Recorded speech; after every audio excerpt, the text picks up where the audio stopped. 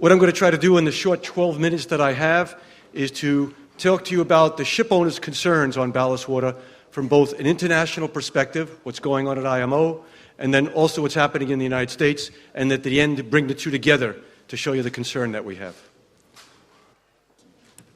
You ready? Yeah, okay. So, let me start first with IMO, the Ballast Water Treaty, just to let you know, I'm sure many of you know this already, adopted in 2004, more than 11 years ago, but has not entered into force. Very close, though, needs only 2.14% to enter into force. There are 7 countries, as you see there, by themselves. If one of them was to ratify, it would bring this treaty into force. We have had dialogue with all 7 of these countries. 6 of them have made it very clear that they do not intend to bring this treaty into force. We're not sure about Singapore. However, my colleague just yesterday informed me that in high-level discussions with the Singapore government, they have said at least they're not going to go to the MEPC meeting in May and announce their ratification. So we'll see what happens there. But putting them aside, we still have Italy, Indonesia, and Argentina, so it could happen sometime this year. So, it's been 11 years, it hasn't entered into force, why not? Mainly, I think, because of industry concerns. And these are the 3 major concerns. Number 1, the ballast water guidelines for approval are not robust enough to provide reliable equipment. The implementation schedule in the convention, if it was to enter into force, would not be able to be achieved. And finally, the port state control procedures that were being developed were more rigorous than the actual approval of the equipment. And so back in 2012, INTERTANKO initiated a paper to go to IMO to address these 3 problems, and we had co-sponsors with other governments and industry associations. And so what about the outcome? Well, let's talk about port state control first. Success. I feel it's good news. They did agree there should be a trial period for 3 years after the convention enters into force, and during that trial period, that would be used to sample procedures. And while these procedures are being sampled, the port states would refrain from detaining ships or imposing criminal sanctions against the ship. Now, that's very positive, I think, in what's occurred. Of course, the U.S. is not part of the treaty. They have their own national law, so they did reserve their position on this. The other positive thing was that they developed guidelines for port state control in a 4-stage approach. And very briefly, that 4-stage approach starts out, as any international treaty starts out with, initial inspection focuses on documentation and crew training. And if that looks good enough to the port state control inspector, no need to go any further. But if there's some concerns, then they start delving deeper. It goes into more detailed inspection to make sure the equipment's operating properly. If that creates some concerns, then they start doing testing, first indicative sampling and detailed analysis. But at least a positive development forward. On the implementation schedule, more good news. Last December, the IMO Assembly adopted a resolution which recommends that governments basically do 3 things. The convention would be based upon entry into force date. And what they would do is all ships who are constructed, and that is keel laid, before the entry into force date would be considered existing ships. So it's kind of like a moving target. Every time the date comes where it's not entered into force, a ship constructed that date becomes an existing ship, which is good for the ship owner. And then, how does that help the ship owner? Well, they do not have to install the equipment until the first renewal survey of their Annex 1 MARPOL certificate after the entry into force. So there could be up to a 5-year period when that would occur. So more good news. What about the type approval? A little more difficult on this one. First, our first proposal was rejected at MEPC 64. We didn't think that was good enough, so we and a bunch of industry partners went back to IMO at MEPC 66. We proposed it, rejected again. They said no. We were not pleased with that, made a number of statements, industry statements at this meeting, and one of the statements that we think was very effective is that we were not going to be able to recommend that governments ratify this treaty as currently stood. We then initiated another document and went forward to MEPC 67, and we were looking for basically 2 major issues. We wanted a comprehensive review of the G8 guidelines to make the equipment more reliable and robust, and we wanted to make sure that equipment that was put on in accordance with the existing G8 guidelines was grandfathered for the life of the ship. We didn't want to penalize owners that have taken a positive approach. The results? I say success with a question mark, and let me explain what I mean by that. They did agree. They adopted a resolution, and they immediately began a comprehensive review of the G8 guidelines. That's ongoing right now. We thought it might be able to be completed by this May meeting, but that's not going to happen. And now it looks like it might not be completed until the next IMO meeting, MEPC, which will be next April of 2016. They agreed that ship owners should not be penalized if they installed equipment that comply with the G8 guidelines. So that's also good news, and they repeated what they wanted on the ports they control. Now, the reason I put the question mark is because while they agreed that ship owners should not be penalized, they said, well, we'll decide what that means at the next meeting. And that next meeting is now taking place next month in May.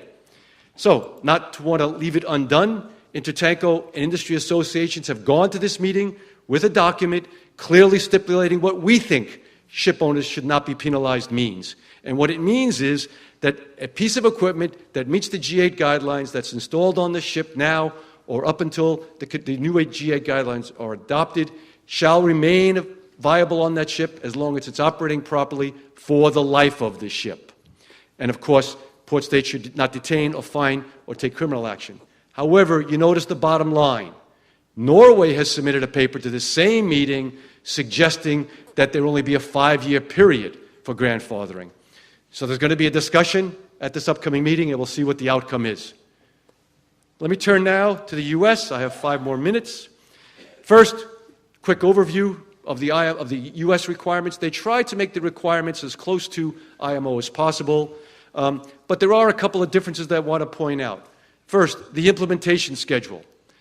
The implementation schedule was somewhat similar to the convention, but now that the IMO Assembly resolution I mentioned has been adopted, it's going to be a little bit different, in fact, a lot different, and the U.S. has made it very clear they have no intent of changing their implementation schedule. So there's going to be 2 schedules when the IMO convention enters into force. The other thing that's important here is that the Coast Guard did accept alternative management systems, but only for a 5-year period. Eventually, every ship that comes to the U.S. is going to have on board a Coast Guard approved system. Now, there are no Coast Guard approved systems right now, and I'll talk about that in a second, but they do allow the ship owner to request an extension from installing a Coast Guard approved equipment. So that's a positive thing for the ship owner. So let's talk about these 2 things. First, extensions. The Coast Guard has been, in my opinion, very liberal in granting extension requests. Anybody that had a ship due for dry docking or delivery in 2014 has gotten an extension to January 2016. Anyone due in 2015, an extension to January 2017. And they're now looking at ships that are due to have things done in 2016. For those that are interested, INTERTANKO has developed a model extension request letter that we give to our members. They use this, they submit it to the Coast Guard, and they get the extension request approved. Go to our website, and you can see what that looks like. Of course, you're getting an extension because there are no Coast Guard approved systems. So where do we stand on Coast Guard approved systems? Well, what we've learned from the Coast Guard is that right now there are 17 ballast water system manufacturers who have submitted a letter of intent to the Coast Guard saying they will seek Coast Guard approval. But you note, there's 54 AMS manufacturer systems out there. Only 17 have submitted this letter of intent. Now, for proprietary reasons, the Coast Guard would not tell us who these 17 were.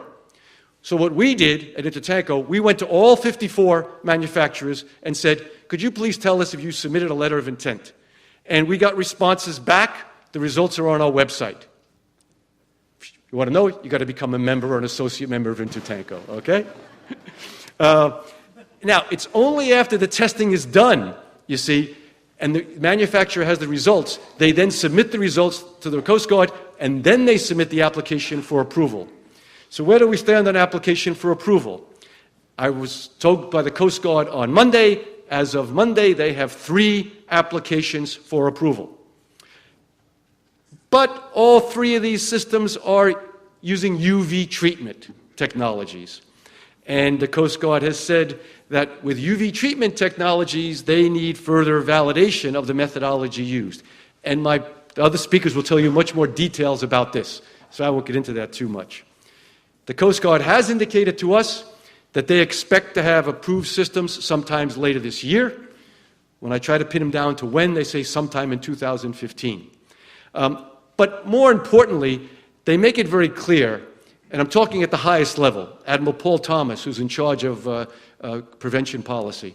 He makes it very clear that they realize the situation and they'll be very realistic that once equipment is starting to be Coast Guard approved, they'll be realistic in deciding when this must be put on board ships coming into the U.S. We've asked him if we can engage them in that process, work with them, and he reluctantly said yes, but we'll see how that goes. So where does that leave the ship owner? Well, in my opinion, I think it leaves the ship owner in a little bit of a dilemma, if not a large dilemma. We have the U.S., which is not a party to the IMO treaty. They allow an alternative management system to be installed on their ship, but it's only good for 5 years. You then have to put a Coast Guard approved system on, but there are no Coast Guard approved systems. And if you combine that with the fact that we could very well have an international treaty that may meet the requisite number for entry into force later this year, and then enter into force 1 year later, the ship owner is stuck in a situation where they have to make a choice. They either have to install an AMS system, and I would certainly recommend if you take this choice, you choose one of the 17 that submitted a letter of intent, not the others.